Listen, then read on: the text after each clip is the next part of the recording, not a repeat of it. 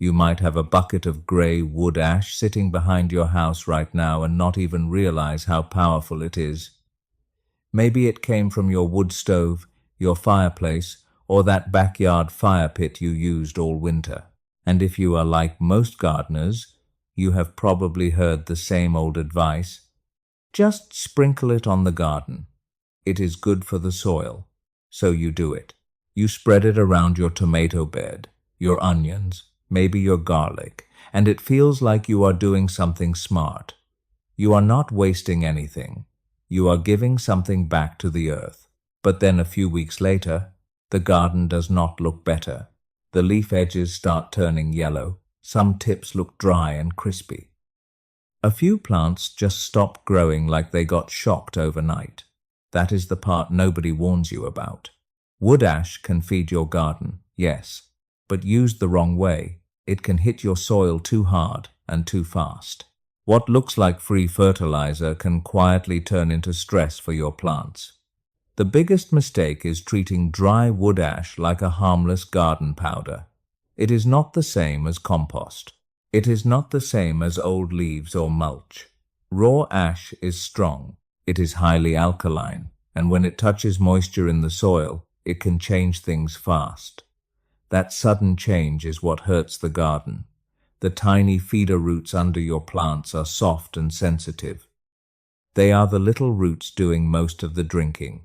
When dry ash hits them too strong, it can burn them or shock them, and once those roots are stressed, the whole plant slows down. Another problem is the soil chemistry. If the pH jumps too quickly, some nutrients can get locked up. The food may still be in the soil, but the plant cannot reach it. So from the outside, it looks confusing. You think you gave the plant minerals, but the leaves still turn pale. You think you helped the soil, but the plant acts hungry. That is why more ash is not better. With wood ash, the delivery matters. If you dump it on dry and heavy, you are not feeding gently. You are blasting the soil all at once. And plants usually do not like being blasted. But here is the part I do not want you to miss. Wood ash is not trash, not even close. That gray powder in the bucket came from a tree that spent years, maybe decades, pulling minerals out of the ground. Its roots reached deeper than most garden vegetables ever will. They moved through topsoil, clay, and deeper layers, gathering what they needed to grow strong: calcium, potassium, magnesium, tiny trace minerals. All of that was stored inside the wood. Then, when the wood burned, the smoke and heat carried away the carbon, but the minerals stayed behind. That is what you are looking at when you look into that ash bucket. Not waste, not dirt. It is concentrated mineral material from an old tree. That is why old gardeners respected it. They knew there was power in it. The mistake is not using wood ash. The mistake is using it too rough, too dry, and too fast. If you learn how to calm it down first, it can become a real helper in the garden. Now this is important. Wood ash is useful, but it is not a complete fertilizer. It will not replace compost. It will not replace aged manure, and it will not give your plants everything they need. The big thing missing is nitrogen, and nitrogen matters, especially when plants are young and trying to grow leaves, stems, and that deep green color we all like to see. So if your garden soil is tired and low in organic matter, wood ash alone will not fix that. It is more like a mineral boost, not a full meal. Think of compost as the real food for the soil. It brings life, texture, and slow nutrition. Wood ash is different. It brings minerals, mostly calcium and potassium. Calcium helps build strong plant structure. Potassium helps with flowers, fruit, flavor, and how the plant moves water inside itself. So use wood ash for what it is good at. Do not ask it to do every job.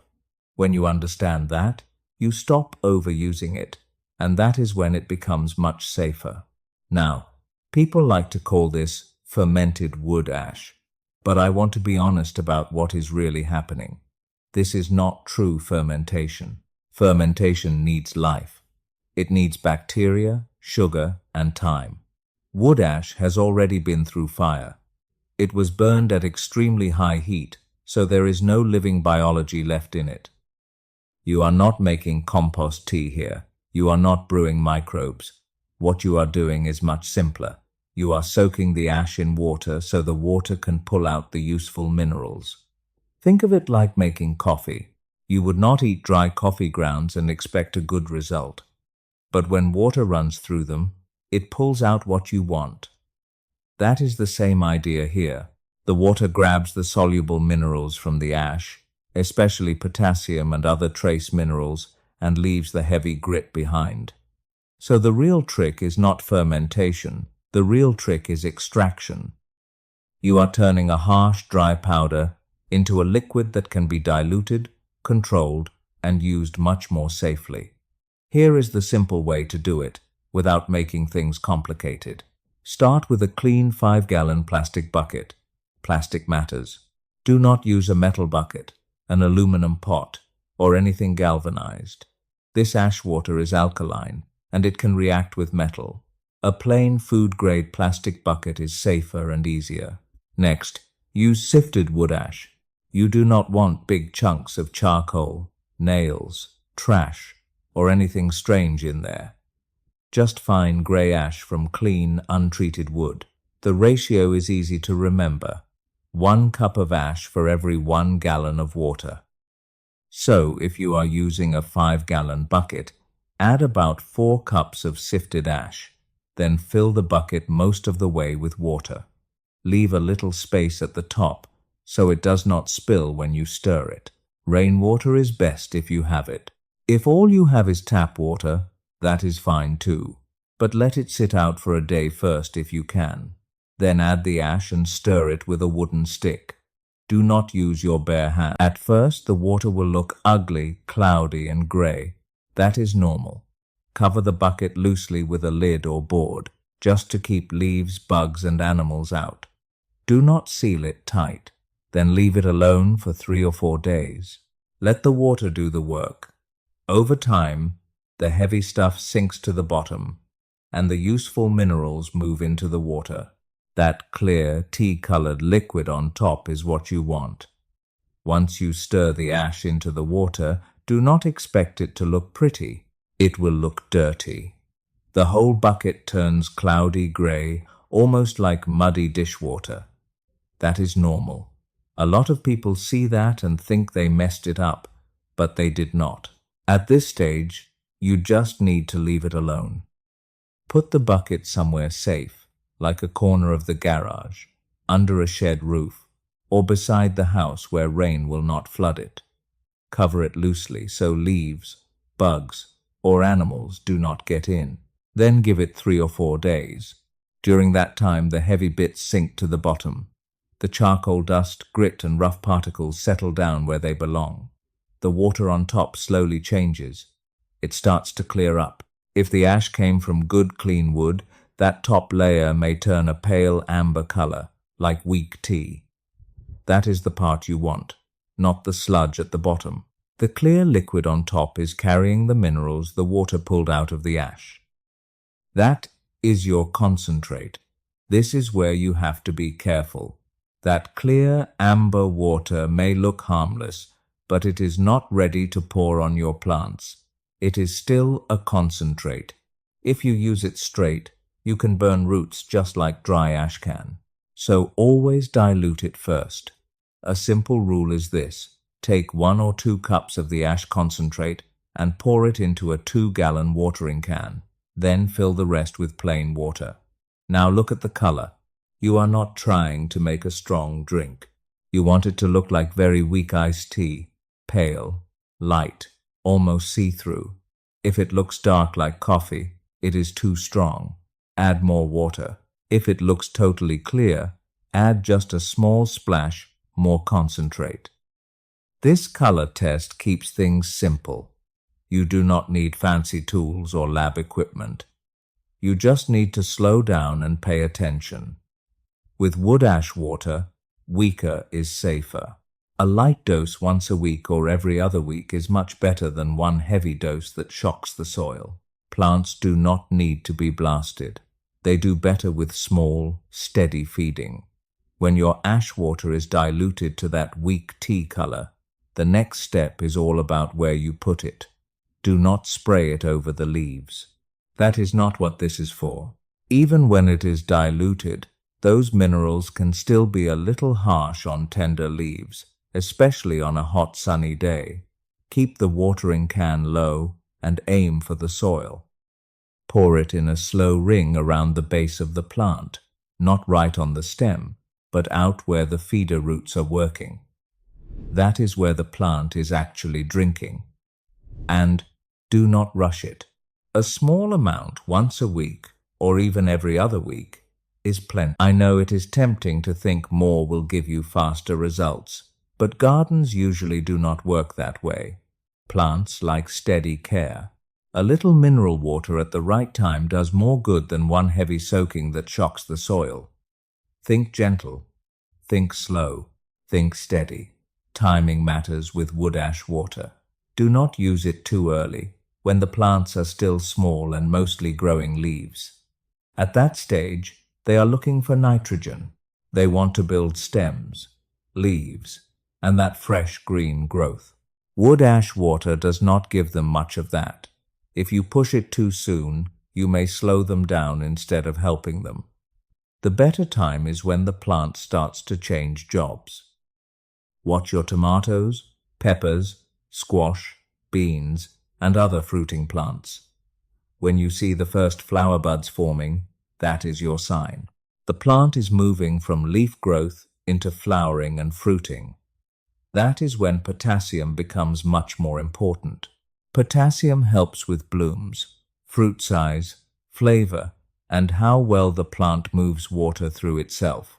So this is the window where ash water makes the most sense, not when the plant is a tiny seedling, not when it is stressed or struggling. Use it when the plant is strong enough and ready to make flowers and fruit. That is when it can actually use what you are giving it. Now, there are some plants I would keep this away from completely. The first group is acid-loving plants. Things like blueberries, azaleas, and rhododendrons do not want alkaline soil. They need that acidic environment to stay healthy. If you give them wood ash water, even diluted, you can push the soil in the wrong direction.